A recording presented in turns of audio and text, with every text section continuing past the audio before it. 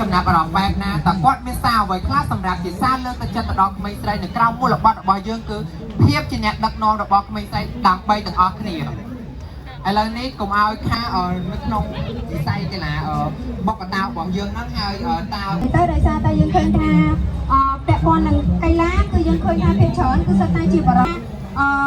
កីឡាបុកកតាហ្នឹង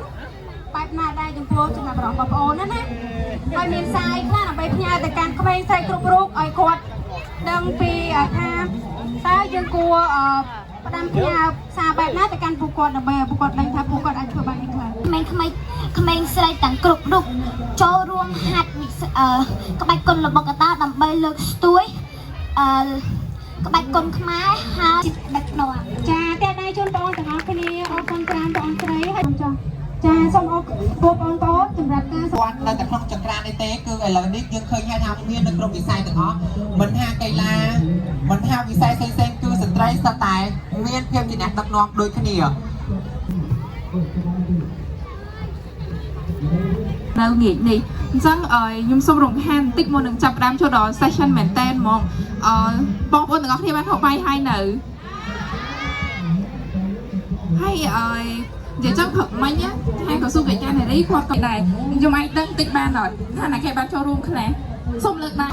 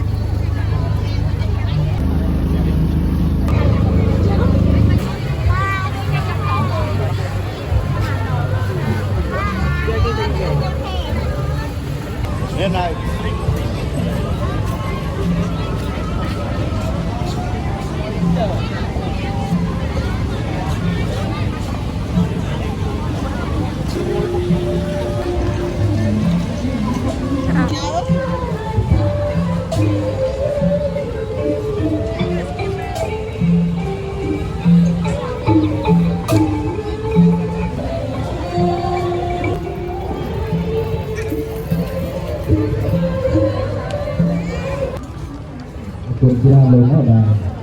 ตรงสาย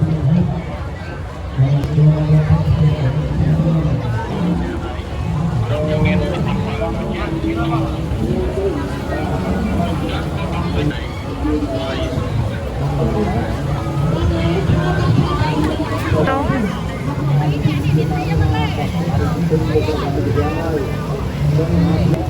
ง